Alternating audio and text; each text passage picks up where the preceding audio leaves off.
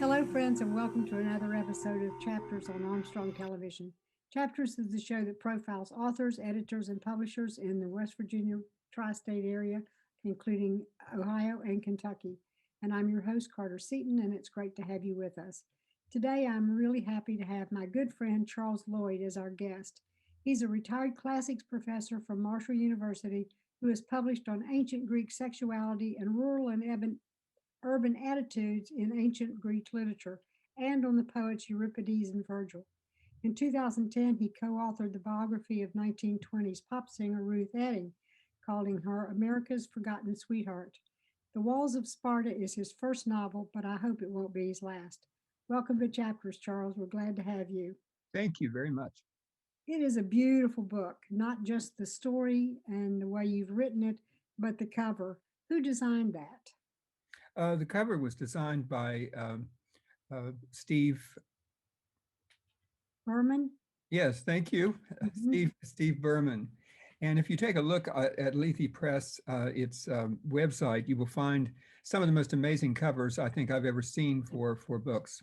This is what's called a detail. It's a detail of a painting by Jacques-Louis David, who was a classical painter at the time of Napoleon. And it's the Spartan Leonidas at Thermopylae is the name of the painting. Well, it's beautiful. It's beautifully done, and it certainly illustrates the book. How long did it take you to write this novel? I had the Etting book was published in the first part of 2010, and then I guess it took me about 4 years after that to finish a complete draft of the novel, and so I signed a contract in 2014. But then it took another 6 years actually for all of it to be revised several times and finally get to the point where it was published. Yeah, these things don't go fast, do they? Well, I think if I were a better first writer, it would have gone better. But I mean, it's just, you need experience when you do this, and that's how you get it, is just to do it. Absolutely, right. What made you decide to go the route of fiction after having written a nonfiction book? I guess I was always interested in fiction, and two things changed my way of looking at it. One of them was that I took part in the National Writing Project, which used to be, it's no longer in existence, which used to be a way for teachers of all disciplines to learn to use writing in their classrooms. And it taught me, just because I was forced to write every day, it taught me and share that writing. It taught me that I actually could write, and that gave me courage. And then John Van Kirk, who was, he's now retired, but the English department at Marshall, invited me to my first writing group. And I've been a part of now two writing groups. And I think that also gave me enormous encouragement and enormous help with problems that I have with writing. Mm-hmm. When you took that class, then did you share that writing sort of exercise with your classes? Yes, I began using the same techniques. That's the purpose of it. So I began using the same techniques in the classroom. And in 1991, 92, we introduced, I and a group of faculty members at Marshall introduced writing across the curriculum at Marshall. And that also encouraged me to use writing in every classroom, and to force people. I actually asked people to write fiction who were in multiple disciplines, and it was very interesting to see people try to do that. And they often said that they didn't know they had the ability. So that's sort of my story too. Does it give you now a preference for fiction over nonfiction? Oh, very definitely. I love writing fiction. I don't think I'd ever go back to writing nonfiction. Yeah. Of course, I will say that knowing this book, it took a tremendous amount of research, which is something that nonfiction, of course, is all about. But you had to do a lot of research for this, didn't you? Yes, I did. Enormous amount. The book came from teaching a special topics class on Sparta because I've always been interested in Sparta. And there were two students of mine that we did some reading together. And then I thought, well, maybe Marshall would be interested in that. And it filled 3 times. And that's where I got the idea for the course. And so working on that course gave me, I think, an enormous amount of research. In other words, I did the research by teaching that class three times. But, and this is the interesting thing about it, I didn't realize until I started writing historical fiction that I know very little about daily activities and how people did various things. Mhm. And so whatever I was writing, I would have to spend a good bit of time figuring out exactly how people did certain things, exactly what clothes they wore, how they harvested barley. I mean, it came down to looking up a number of things. And I had to do this on a daily, almost a daily basis as I was writing, because I thought I knew, and then I would start to write something. I thought, well, I actually don't know how that was done.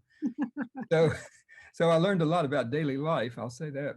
Well, I think that's true with all of us who write anything that's not contemporary, things that we actually know ourselves. I know I ran into it with writing Father's Troubles and several other books that I realized, I didn't know how they dressed or whether or not the telephone was invented then, or, those Yeah, kind of things. So yeah, right. research has got to be a part of everything you write, I think. What inspired you to actually write about Agesilaus? Why is he a compelling character to you? I think, well, this all comes from I don't know whether people are familiar with the name Plutarch or not, but he was a Greek who was writing in the first century of our era. And he wrote the first biographer, and he wrote biographies of a number of people. And I used that as one of the sources for the course that I taught on Sparta, so that people would actually see what real Spartans were like, what they were interested in. And that's when I found Agesilaus. And he had a very interesting, he was interested in love between men. And this was one of the things that he talked about and was very interested in.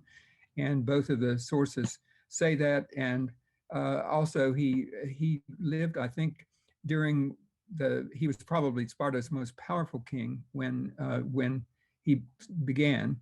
And then he lived until he was 84, I think, something like that. And he was a king for over 40 years. And during that 40 years, Sparta fell from its preeminent position when he took over to a sort of ordinary position as a city-state, no longer in a preeminent or as a superpower anymore. Mhm. And that change was an interesting one for me too, to realize that during one person's reign, all of these things could happen. Not that he was responsible for all of that, but he did play a part in that. But it's an interesting change that goes about, and that's one of the reasons I was interested in. Okay, tell us a little bit about the story and how you constructed it, because I think it's really interesting the way you've used not the point of view of King Agesilaus, but other people. Tell us about that. All right. When I started this and really wanted to write it, I was frightened as a new writer of, starting a novel when I'd never written anything but a short story. I was sort of frightened about figuring out a way to pull all of this together into one story. So I sort of looked at the events of his life and chose events that I thought were really important, and then decided I would choose just a character. Some of them are characters that actually lived, and many of them are characters that I just created. And I would choose the event and then decide that the chapter would be about that particular event. And then I'd have to fill the rest of that in with characters that made sense to be there, but we had no idea whether they were really there or not. Mhm. Do you have any historical information that shows that some of them actually were the ones Yeah, that historical yes. characters? So each chapter is about from the point of view of one particular character, and so a number of them are really people who lived. There are two important women. One of them is Kuniska, his sister, who was the first person to win an Olympic event, a woman who won a chariot race, and then his wife. And then his son is there, his lover is there, and there are a few other characters, but the rest of the characters, and there are 16 chapters, so the rest of the characters are characters that are made, that I have created around a particular event. Does that include his advisor? What's his name? Aegeus? Yeah, yes. Now he's a historical character. Okay. Yeah, he's an historical character, but and a very interesting person. So that his point of view is in one chapter entirely. I think you should tell us a little bit about the way they went into battle. Things that were, it's very, very descriptive, actually, the way that you have shown us how battles among the Spartans were, and the way in which they trained for them with the gymnasium and so forth. That's a really fascinating part of the book, I believe. Yeah, that appears in I think most prominently probably in the chapter called Clevis. It's I think that and this makes Sparta very different. Sparta had and to talk about their economic system for a minute. Sparta had a system of slavery where they had enslaved about 200 years before the novel started. I mean, almost 300 years. They had enslaved a whole group of people that lived next to them, and they used these slaves for all of the menial tasks. So the people who were true Spartans, who were called homoioi, the peers, the people who were the elite, they did no work at all because all their work was done. And this is not exactly the way it was in other city-states at all. And so they devoted their whole life to learning how to be warriors. And so it started in the gymnasium with the kinds of things that they learned there. Then people were trained in actual warfare through actually normal kinds of training. But the interesting thing about their going to war, it was all musical. They had sort of embedded in the army, there were flute players that marched with the army, and they sang a song, usually a hymn to Apollo, as they marched. And so their voices, you can just imagine the kind of, it would be like a male chorus that would be heading toward, it's sort of frightening. And if you think about that, it's like, we don't care what you all are doing, the enemy, but we are just in this process of singing and walking. And I think it was sort of hypnotic. It was a way in which they became one.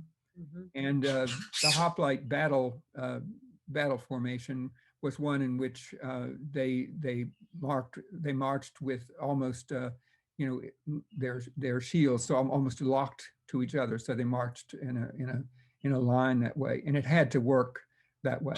So I think that's interesting, and no other city-state used that. And you mentioned as we first began, it also talks about love affairs among men, which was pretty common in ancient Greece or ancient Sparta. Can you explain that role in Greek society or in Spartan society? Yes, I think it differs from city-state to city-state. A city-state like Elis, which is located not too far from Olympia, didn't seem to have, it seemed to be a much looser kind of thing where there were just relationships between older men and younger boys. And it was sort of fluctuating, but most of the time, and this was true of Athens and Sparta, there was a strong relationship could develop between an older young man who was probably anywhere from 18 to 26, something like that, and a younger young man who was probably 16 to 18, something like that. But you have to realize the Greeks did not know their ages. And this is one of the things I determined when I was working on this. So they did not celebrate birthdays. So they went by classes of people who I assume sort of looked like they were the same age. But that's a fascinating thing, not to know your age. Anyway, older men taught younger men, but this was a sexual relationship as well, and it involved a courtship where the person kept suing for the young person's interest.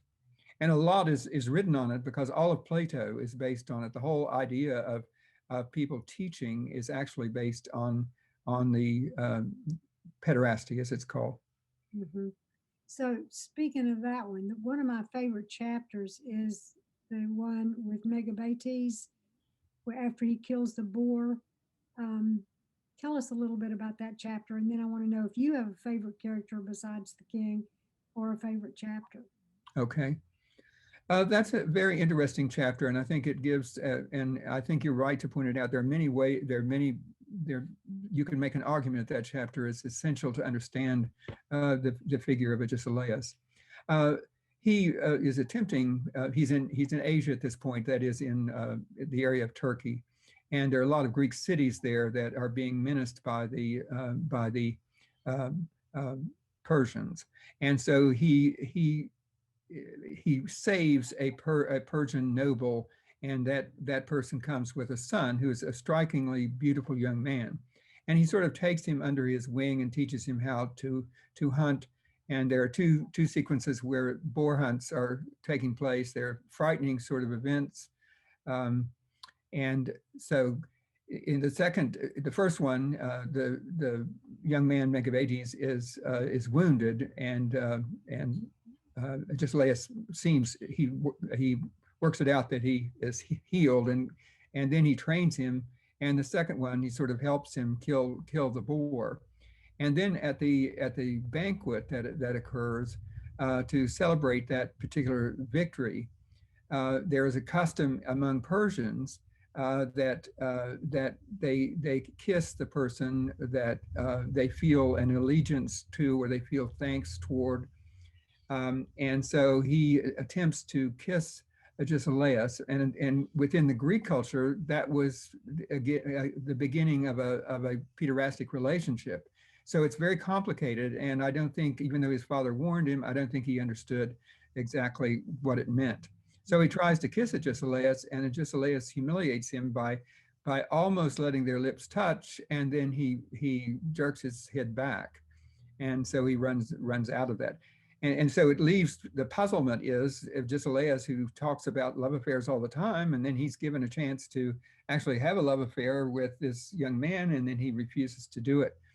So it turns out, and this is in two of the sources, the ancient sources, he is in love with the notion of self-control.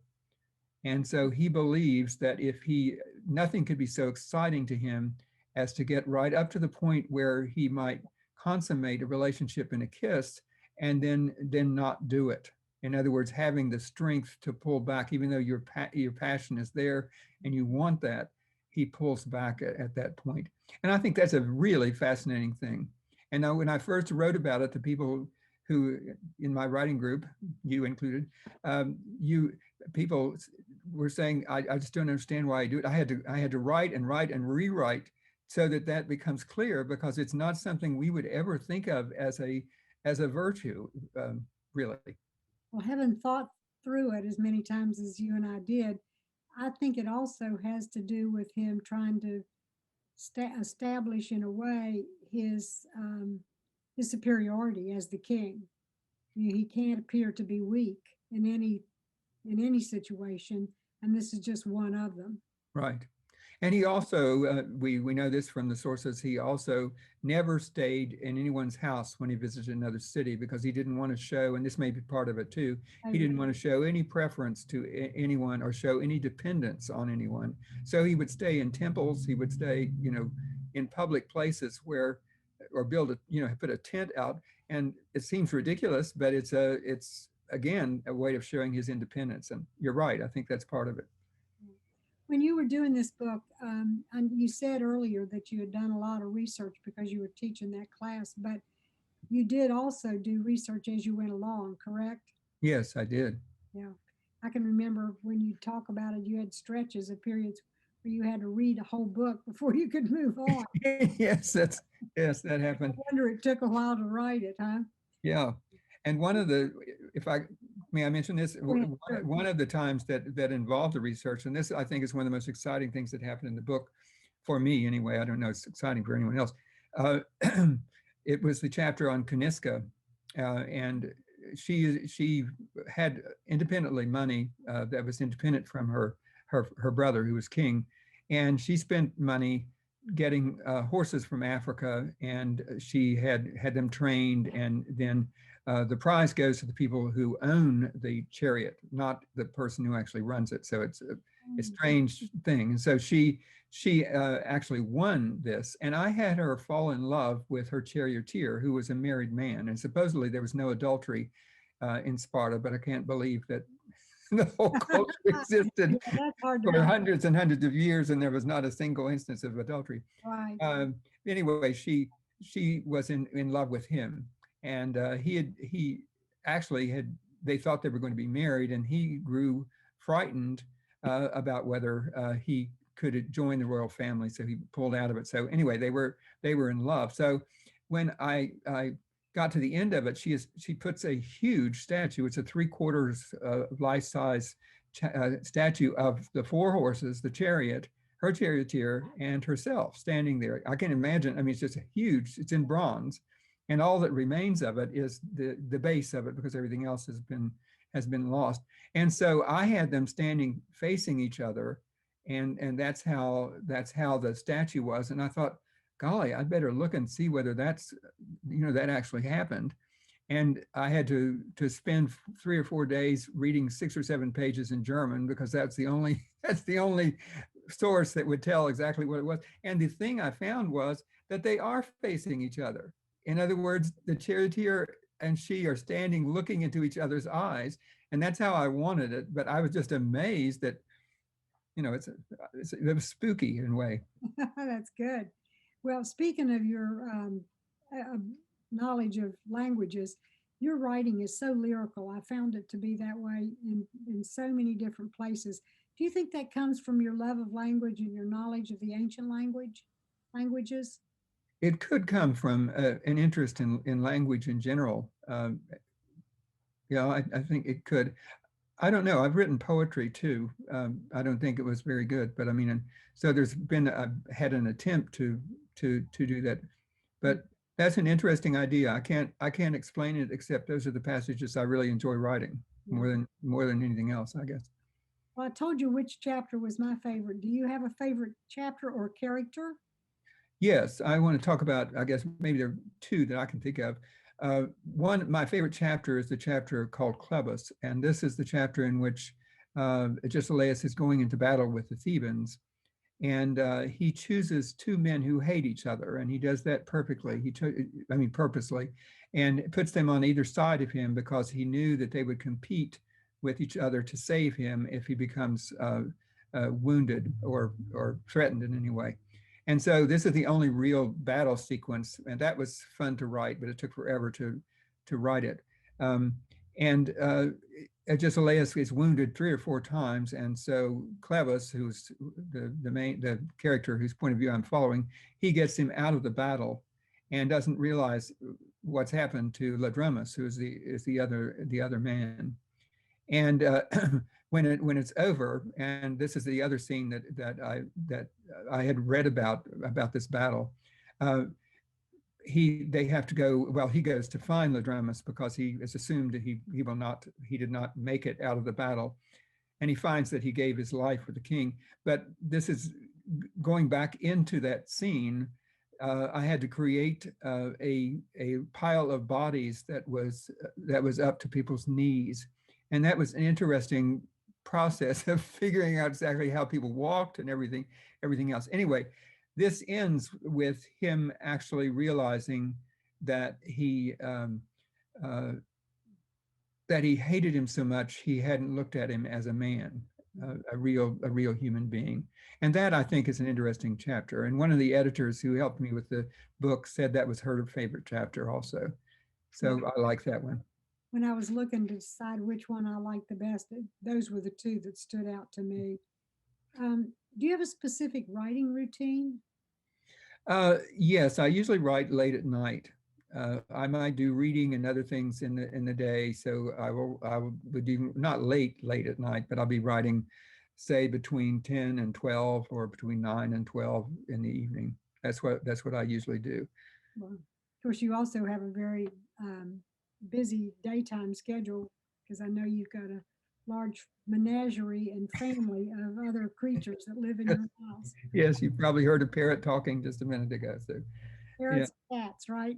yeah, I have 4 parrots and 12 cats, so that keeps me enormously busy. I could have finished 3 novels probably in the time I've been taking care of these animals. Right. Um, one of the things that I think was really helpful in your book was the glossary that you put in the back.